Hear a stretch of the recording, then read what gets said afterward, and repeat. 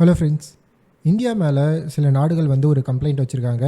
என்ன கம்ப்ளைண்ட் அப்படின்னு பார்த்தீங்கன்னா, இந்தியா வந்து சட்டத்தை மீறி அவங்க நாட்டுக்குள்ளே புகுந்து அவங்களோட சிட்டிசன்ஸை வந்து கொலை பண்ணுறதா சில நாடுகள் வந்து கம்ப்ளைண்ட் பண்ணுறாங்க.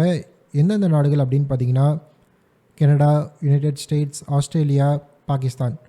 இவங்கெல்லாம் என்ன சொல்கிறாங்கன்னா, இந்தியாவும் இந்தியாவுடைய இன்டெலிஜென்ஸ் டீமான ரிசர்ச் அண்ட் அனாலிசிஸ் விங் இவங்க வந்து பிளான் பண்ணி இவங்க நாட்டுக்குள்ளே புகுந்து இவங்களோட சிட்டிசன்ஸை வந்து சட்டத்தை மீறி கொலை பண்ணுறாங்க அப்படின்னு சொல்லி இந்த கம்ப்ளைண்ட்டை வைக்கிறாங்க. முதல்ல இந்த கம்ப்ளைண்ட்டை வச்சது யார் அப்படின்னு பார்த்தீங்கன்னா, கனடா. இவங்க வந்து என்ன சொல்கிறாங்க அப்படின்னு பார்த்தீங்கன்னா, ஜூலை 2023 இவங்க நாட்டில் வந்து ஒரு கொலை நடக்குது. என்ன ஆச்சு அப்படின்னு பார்த்தீங்கன்னா, சர்ரே அப்படிங்கிற ஒரு இடத்துல ஒரு குருத்வாரா இருக்குது. அந்த குருத்வாராவில் ஒருத்தர் சாமி கும்பிட்டு திரும்பி வரும்பொழுது குருத்வாரா பார்க்கிங் லாட்டில் வச்சு 2 பேர் அவரை சுட்டு கொண்டுடுறாங்க. இதை பற்றி கனடாவோட பிரைம் மினிஸ்டர் அவருடைய பார்லிமெண்ட்டில் பேசும்போது என்ன சொல்கிறார் அப்படின்னு பார்த்தீங்கன்னா, இவரை சுட்டு கொண்டது வந்து இந்தியன் கவர்மெண்ட் அஃபிஷியல்ஸ் தான், இந்தியன் இன்டெலிஜென்ஸ் அஃபிஷியல்ஸ் தான் வந்து நம்மளுடைய கெனடியன் சிட்டிசனான இந்த ஹர்தீப் சிங் நிஜரை கொலை பண்ணியிருக்காங்க அப்படின்னு வந்து பார்லிமெண்ட்டில் ஒரு பிரைம் மினிஸ்டர் வந்து சொல்கிறாரு. இதை கேட்டோன்னே இந்தியன் கவர்மெண்ட்டுக்கு வந்து பயங்கர கோவம். என்ன சொல்கிறாங்கன்னா, எந்தவித ஆதாரமும் இல்லாமல் எங்கள் மேலே நீங்கள் இப்படி ஒரு பழியை போடலாம், உங்ககிட்ட என்ன ஆதாரம் இருக்குது, ஹர்தீப் சிங் நிஜரை நாங்கள் தான் கொலை பண்ணோங்கிறதுக்கு நீங்கள் எந்த ஒரு ஆதாரமுமே கொடுக்காம நீங்கள் எப்படி எங்கள் மேலே இப்படி ஒரு பழியை போடலாம், உலக நாடுகள் முன்னாடி எங்களை நீங்கள் இப்படி அவமானப்படுத்தலாம் அப்படின்னு சொல்லி ஒரு கேள்வி கேட்குறாங்க. அதோட நில்லாமல் இந்தியாவில் இருந்த கனடாவோட அஃபிஷியல்ஸ், கனடாவுடைய தூதுவர்கள் எல்லாத்தையுமே வந்து நீங்கள் மறுபடியும் கனடாவுக்கே போயிடுங்க, எங்களை பற்றி இப்படி அவதூறு சொல்கிற ஒரு நாட்டோடைய அஃபிஷியல்ஸ் எங்கள் நாட்டில் தேவையில்லை அப்படின்னு சொல்லி அவங்கள திருப்பி அனுப்பிச்சிடுறாங்க. அதே மாதிரி கனடாவில் இருந்த இந்தியன் இன்டெலிஜென்ஸ் ஸ்டேஷன் சீஃபை வந்து நீ எங்கள் நாட்டில் இருந்துட்டு எங்கள் நாட்டு குடிமகன்களையே கொலை செய்கிறியா அப்படின்னு சொல்லி அவரையுமே வந்து கனடாவிலேருந்து இந்தியாவுக்கு மறுபடியும் அனுப்பிச்சிடுறாங்க. சரி, யார் இந்த ஹர்தீப் சிங் நிஜர், அவருக்கும் இந்தியாவுக்கும் என்ன சம்பந்தம், இவரை வந்து கனடாவில் யாரோ சுட்டு கொன்னதுக்கு கனடா வந்து இந்தியாவை ஏன் காரணம் சொல்கிறாங்க அப்படின்னு பார்த்தீங்கன்னா, இந்த ஹர்தீப் சிங் நிஜருக்கும் இந்தியாவுக்கும் ஒரு மிகப்பெரிய ஹிஸ்ட்ரி இருக்குது. என்ன ஹிஸ்ட்ரி அப்படின்னு பார்த்தீங்கன்னா, இவர் வந்து பிறந்தது பஞ்சாபில், செட்டில் ஆனது வந்து கனடாவில். 1997 கனடா போயிடுறாரு. ஆனால் இவர் வந்து பார்த்திங்கன்னா ஒரு காலிஸ்தானி செப்பரேட்டிஸ்ட்னா பிரிவினைவாதின்னு அர்த்தம். இவரோட எய்ம் வந்து என்ன அப்படின்னு பார்த்தீங்கன்னா, இந்தியாவுக்குள்ளே சீக் மதத்துக்காக தனியாக ஒரு நாடை உருவாக்கணும் அப்படிங்கிறது தான் வந்து இவருடைய எய்ம். அந்த நாட்டுக்கு பேர் தான் வந்து காலிஸ்தான். இவர் வந்து பார்த்திங்கன்னா ஒரு காலிஸ்தான் செப்பரேட்டிஸ்ட். இவரோட சோஷியல் மீடியா போஸ்ட்லலாம் வந்து பார்த்திங்கன்னா இந்தியாவுக்கு எதிராக மக்களை தூண்டினதாக சொல்கிறாங்க. அது மட்டும் இல்லாமல் இவர் வந்து நிறைய இடத்துல டொனேஷன் கலெக்ட் பண்ணதாகவும், அந்த டொனேஷனை கலெக்ட் பண்ணதை வச்சு இவர் வந்து நிறைய கன்ஸ், அம்யூனிஷன்ஸ் வாங்கினதாகவும், நிறைய யங்ஸ்டர்ஸை வந்து இந்தியாவுக்கு எதிராக தூண்டுறதோடு இல்லாமல் அவங்களுக்கு வந்து வெப்பன்ஸ் ட்ரைனிங்கெல்லாம் கொடுத்ததாகவும் சொல்கிறாங்க. அது மட்டும் இல்லாமல் பார்த்திங்கன்னா 2020 நம்மளோட மினிஸ்ட்ரி ஆஃப் ஹோம் அஃபேர்ஸ் இவரை வந்து ஒரு டெரரிஸ்ட் அப்படின்னு வந்து டிக்ளேர் பண்ணிடுறாங்க. இவர் மேலே இந்தியா ஃபுல்லாக வந்து நிறைய கேஸ் இருக்குது. கிட்டத்தட்ட எல்லாமே வந்து ரொம்ப பயங்கரமான ஒரு சட்டத்தின் கீழ் இவர் மேலே நிறைய கேஸ் இருக்குது. என்னென்ன சட்டம் அப்படின்னு பார்த்தீங்கன்னா, unlawful activities prevention act, explosives act, arms act, எல்லாமே வந்து ரொம்ப பயங்கரமான சட்டம். அது மட்டும் இல்லாமல் இவரை வந்து நம்ம தீவிரவாதின்னு வேறு டிக்ளேர் பண்ணியிருக்கோம். இன்னொரு விஷயம் அப்படின்னு பார்த்தீங்கன்னா, 2022 இந்தியா வந்து அனௌன்ஸ் பண்ணுறாங்க. என்னென்னா, இவர் சம்மந்தமாக ஏதாவது ஒரு இன்ஃபர்மேஷன் கிடைச்சா, அதாவது இவர் மேலே இருக்கிற கேஸ் சம்மந்தமாக யாராவது இன்ஃபர்மேஷன் கொடுத்தா 10 லட்சம் நாங்கள் ரிவார்டு கொடுக்குறோங்கிற அளவுக்கு இந்தியாவில் வந்து தேடப்பட்டு வர ஒரு ஆள் தான் வந்து இந்த ஹர்தீப் சிங் நிஜர். இவர் வந்து கனடாவில் இருந்து இந்தியாவுக்கு எதிராக ரொம்ப நாளாக வந்து சதி வேலை செஞ்சிட்ருக்காங்க அப்படின்னு சொல்லி இவர் அகென்ஸ்டாக நிறையா வந்து இந்தியா ப்ரொடெஸ்ட் பண்ணியிருக்காங்க. அப்படி ப்ரொடெஸ்ட் பண்ணியுமே வந்து கனடா எந்த ஆக்ஷனும் எடுக்கலை.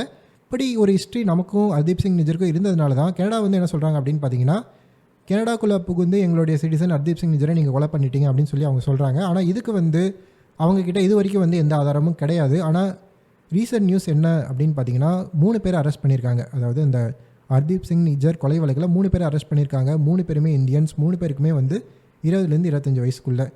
இப்போ வந்து விசாரணை என்ன போயிட்டுருக்கு அப்படின்னு பார்த்தீங்கன்னா, இவங்களுக்கும் இந்தியன் கவர்மெண்ட்டுக்கு ஏதாவது சம்மந்தம் இருக்கா அப்படிங்கிறது தான் இன்வெஸ்டிகேஷன் போயிட்டுருக்கு. ஒருவேளை அந்த இன்வெஸ்டிகேஷனில் கனெக்ஷன் இருந்தால் அடுத்து என்ன ஆக போகுது அப்படிங்கிறது வந்து தெரியும்.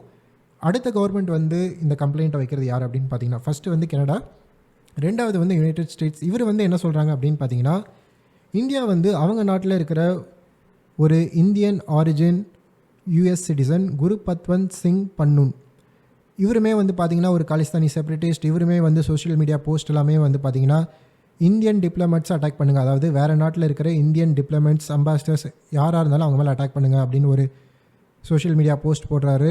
அதுக்கப்புறம் இந்தியன் தூதரகத்து மேலெலாம் அட்டாக் பண்ணுங்கள், இந்தியாவுக்கு அகென்ஸ்டாக அட்டாக் பண்ணுங்கள் அப்படின்னு சொல்லி எல்லாமே வந்து பார்த்திங்கன்னா இந்தியாவுக்கு அகென்ஸ்டாக இவர் போடுற போஸ்ட் எல்லாமே வந்து இந்தியாவுக்கு அகெயின்ஸ்டாக. இவருமே வந்து பார்த்திங்கன்னா நிறைய டொனேஷன் கலெக்ட் பண்ணுறாரு. இந்தியாவுக்கு எதிராக வந்து பல யங்ஸ்டர்ஸை வந்து தூண்டி விடுறாரு. ஆனால் இவர் வந்து ஒரு யூஎஸ் சிட்டிசன். இந்த குரு பத்வந்த் சிங் பன்னுங்கிறவர் வந்து ஒரு யூஎஸ் சிட்டிசன். இவர் வந்து இந்தியன் ஒரிஜின், இந்தியன் ஆள் தான், யூஎஸ் சிட்டிசன் ஆகிட்டார். ஆனால் இவர் பண்ணுற வேலை எல்லாமே வந்து எப்படி இந்த ஹர்தீப் சிங் நிஜர் வந்து பண்ணாரோ அதே மாதிரி தான் இவரும் பண்ணுறாரு. இவரை வந்து இந்தியா கொலை பண்ண ட்ரை பண்ணதாக வந்து யூஎஸ் கவர்மெண்ட் வந்து சொல்கிறாங்க.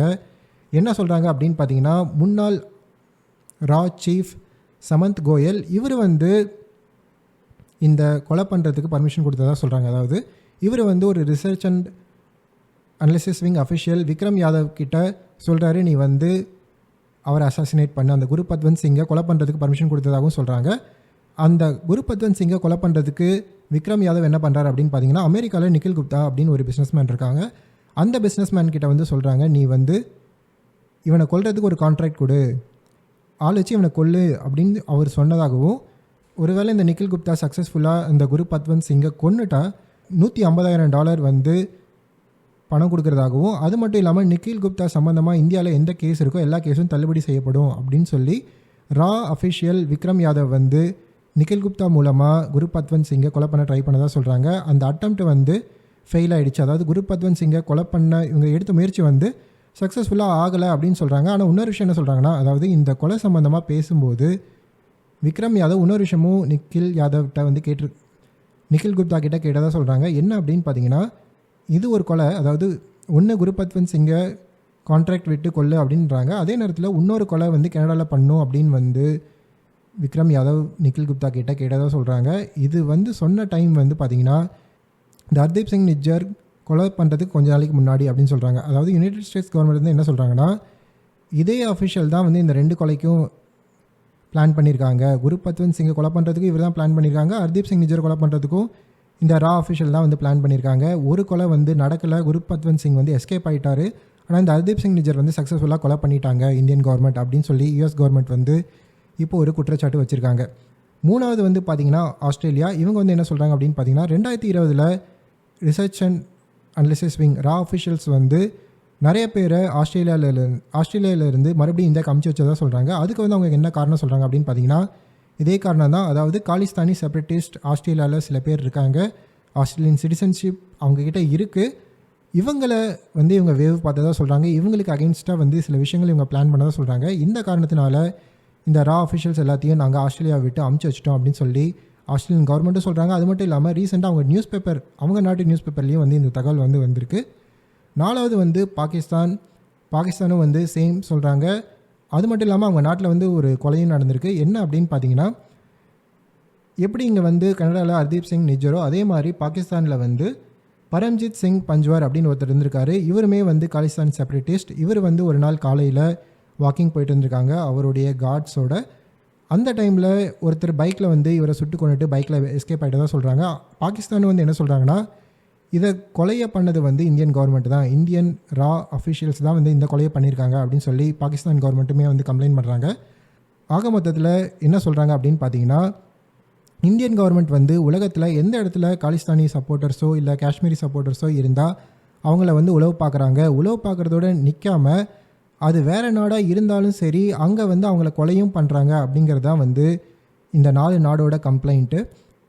இதுக்கு வந்து இந்தியன் கவர்மெண்ட் வந்து என்ன சொல்கிறாங்க அப்படின்னு பார்த்தீங்கன்னா, இந்தியன் கவர்மெண்ட்டை வந்து கேட்குறாங்க, நீங்கள் வந்து இந்த கொலையை பண்ணிங்களா அப்படின்னு கேட்டதுக்கு இந்தியன் கவர்மெண்ட் வந்து என்ன சொல்கிறாங்க அப்படின்னு பார்த்தீங்கன்னா, எங்களுடைய பாலிசி வந்து இது கிடையாது. நாங்கள் வந்து எங்கள் நாட்டில் இருக்கிற அஃபேர்ஸ் தான் நாங்கள் மேனேஜ் பண்ணுறோம். இன்னொரு நாடில் போய் இன்னொரு சிட்டிசன்ஸை கொலை பண்ணுறது வந்து எங்களுடைய ஸ்டைல் கிடையாது.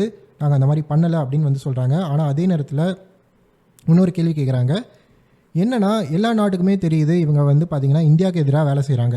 அவங்க நாட்டில் இருக்காங்க, அவங்களுடைய சிட்டிசன்ஷிப் வாங்கியிருக்காங்க. ஆனால் இவங்க செய்கிற வேலையெல்லாம் இந்தியாவுக்கு அகெயின்ஸ்டாக செஞ்சிட்ருக்காங்க. அப்படி இருக்கும்போது இவங்க ஏன் வந்து அவங்க மேலே எந்த நடவடிக்கையும் எடுக்க மாட்டேங்கிறாங்க? இவங்க சம்மந்தமாக நாங்கள் வந்து எப்போ வந்து நாங்கள் ஒரு ப்ரொட்டஸ்ட்டோ ஏதோ ஒரு விஷயம் சொன்னாலும் அவங்க என்ன சொல்கிறாங்கன்னா, இது வந்து அவங்களுடைய பேச்சுரிமை, ஃப்ரீடம் ஆஃப் எக்ஸ்பிரஷன், அதை நாங்கள் தடுக்க முடியாது அப்படின்னு சொல்கிறாங்க. ஆனால் இதே மாதிரி ஒரு ஆள் தான் தல்விந்தர் சிங் பார்மார். 1985 இவர் வந்து பார்த்திங்கன்னா கனடாவில் இருந்திருக்காரு. 1985 இவர் வந்து என்ன பண்ணியிருக்காரு அப்படின்னு பார்த்தீங்கன்னா, ஏர் இந்தியாவுடைய ஒரு ஃப்ளைட் கனிஷ்கா, அது மேலே பாம்பு வச்சு வெடிக்க வச்சுருக்காங்க. அது கிட்டத்தட்ட 326 பேர் வந்து இறந்துட்டாங்க. இந்த மாதிரி ஒரு கொடூரமான ஆட்கள் வந்து அவங்க நாட்டில் சிட்டிசன் அப்படின்னு சொல்லி சுற்றிட்டு இருக்காங்க, இந்தியாவுக்கு அகென்ஸ்டாக வந்து வேலை பண்ணிட்டு இருக்காங்க. இந்த மாதிரி இவங்க பண்ணும்போது ஏன் இவங்க வந்து இந்த எந்த ஆக்ஷனும் எடுக்க மாட்டேங்கிறாங்க அப்படின்னு வந்து சொல்கிறாங்க. அது மட்டும் இல்லாமல் இந்த தல்விந்தர் சிங் பார்மர் 326 பேரை வந்து பாம் பிளாஸ்ட்டில் கொலை பண்ணியிருக்கான். அப்படி இருந்தால் அவன் மேலே எந்த ஆக்ஷனும் எடுக்கல. கடைசியாக வந்து அவன் 1992 இந்தியா வந்தப்போ பஞ்சாப் போலீஸ்க்கும் அவனுக்கும் ஏற்பட்ட கன் ஃபைட்டில் தான் வந்து அவன் சேர்த்துட்டான். இந்த மாதிரி வந்து பார்த்திங்கன்னா அந்த கவர்மெண்ட்டுக்கு தெரிஞ்சே, அதாவது யுனைடெட் ஸ்டேட்ஸ், கனடா, ஆஸ்திரேலியா, இவங்க கவர்மெண்ட்டுக்கு தெரிஞ்சே வந்து நிறைய காலிஸ்தானி செப்பரேட்டிஸ்ட் அவங்க நாட்டில் வேலை செஞ்சுட்ருக்காங்க இந்தியாவுக்கு அகென்ஸ்டாக. ஆனால் இந்த நாடுகள் வந்து எந்த ஆக்ஷனுமே எடுக்கலை அப்படின்னு ஒரு விஷயம் சொல்கிறாங்க. அது மட்டும் இல்லாமல் இன்னொரு விஷயம் என்ன சொல்கிறாங்கன்னா, நாங்கள் வந்து இதை பண்ணலை அப்படிங்கிறது தான் வந்து அவங்களுடைய கருத்தாக இருக்குது. அதே நேரத்தில் சரி இந்த மாதிரி நம்ம பண்ணக்கூடாதா, அதாவது உங்களுடைய நாட்டோட எதிரி வந்து மற்ற நாட்டில் இருக்கா, மற்ற நாட்டோட சிட்டிசன்ஸாக இருக்கா, அப்படி இருந்தால் நீங்கள் வந்து எந்த ஆக்ஷனும் எடுக்கக்கூடாதா அப்படின்னு கேட்டால் ஜென்ரல் தாட் என்ன அப்படின்னு பார்த்தீங்கன்னா, யுனைடெட் ஸ்டேட்ஸ் செக்யூரிட்டி கவுன்சிலில் ஒரு சட்டம் இருக்குதுன்னு சொல்கிறாங்க. என்ன அப்படின்னு பார்த்தீங்கன்னா, உங்களுடைய செல்ஃப் டிஃபென்ஸ்க்காக நீங்கள் மற்ற நாடு புகுந்து உங்கள் நாட்டோட எதிரியை கொள்ளலாம் அப்படிங்கிறது தான் இருக்குது. இந்த மாதிரி பார்த்தீங்கன்னா ஏற்கனவே யுனைடெட் ஸ்டேட்ஸ், இஸ்ரேல்லாம் வந்து இந்த மாதிரி நிறையா வந்து அட்டாக் பண்ணியிருக்காங்க. ஆனால் இதில் வந்து சொல்லப்படாத விதிமுறைகள் என்ன அப்படின்னு பார்த்தீங்கன்னா, நீங்கள் வந்து உங்களுடைய நட்பு நாடாக இருக்கிற ஒரு நாட்டுக்குள்ளே புகுந்து யாரையும் கொலை பண்ணக்கூடாதுங்கிறது ஒரு விதிமுறைன்னு சொல்கிறாங்க. அதே நேரத்தில் வந்து பார்த்திங்கன்னா, ஒருவேளை நீங்கள் அந்த மாதிரி ஏதாவது கொலை பண்ணுறீங்கன்னா அது வந்து வெளியே தெரியக்கூடாது, உங்களுக்கும் அந்த கொலைக்கு சம்மந்தம் இருக்கிறது வந்து தெரியக்கூடாது. அந்த மாதிரி தான் ஏதாவது இந்த மாதிரி ஒரு விஷயத்தை வந்து நம்ம பண்ணணும் அப்படின்னு சொல்கிறாங்க. ஆனால் இந்தியாவுக்கும் இந்த எல்லா கொலைகளுக்கும் சம்மந்தம் இருக்கா அப்படின்னு கேட்டால் இது வரைக்கும் அஃபிஷியல் ஸ்டேட்மெண்ட் வந்து எந்த சம்மந்தமும் இல்லை அப்படிங்கிறது தான் சொல்கிறாங்க. இதை பற்றி நீங்கள் என்ன நினைக்கிறீங்க? அதாவது இந்த கொலைகள், அதாவது கனடாவில் ஒரு கொலை நடந்திருக்கு, அதே மாதிரி பாகிஸ்தானில் வந்து ஒருத்தர் கொலை பண்ணியிருக்காங்க, 2 பேருமே வந்து காலிஸ்தான் செப்பரேட்டிஸ்ட். அதே மாதிரி ஆஸ்திரேலியா வந்து என்ன சொல்கிறாங்கன்னா, அவங்க நாட்டில் இருக்கிற காலிஸ்தானி செப்பரேட்டிஸ்ட் அவங்களுடைய சிட்டிசன்ஸை வந்து வேவு பார்த்தாங்க அப்படின்னு சொல்லி சில அஃபிஷியல்ஸை நாட்டை விட்டு வெளியே அமைச்சதாக சொல்கிறாங்க. அதே மாதிரி யூஎஸ்எம்ஏ வந்து என்ன சொல்கிறாங்க அப்படின்னு பார்த்தீங்கன்னா, அவங்க நாட்டுக்குள்ளே புகுந்து அவருடைய யூஎஸ் சிட்டிசன்ஸ் குருபத்வந்த் சிங் பண்ணுன்னு கொலை பண்ண இந்தியா முயற்சி செஞ்சதாக சொல்கிறாங்க. அந்த முயற்சி பலிக்கலை அப்படின்னு சொல்கிறாங்க. இதை பற்றி நீங்கள் என்ன நினைக்கிறீங்க அப்படிங்கிறத வந்து மறக்காமல் கமெண்ட் பண்ணுங்கள். இந்த வீடியோ உங்களுக்கு பிடிச்சிருக்குன்னு நினைக்கிறேன். பிடிச்சிருந்தால் லைக் பண்ணுங்கள். இது வரைக்கும் இந்த சேனலுக்கு நீங்கள் சப்ஸ்கிரைப் பண்ணலை அப்படின்னா மறக்காமல் சப்ஸ்கிரைப் பண்ணுங்கள். Have a good day.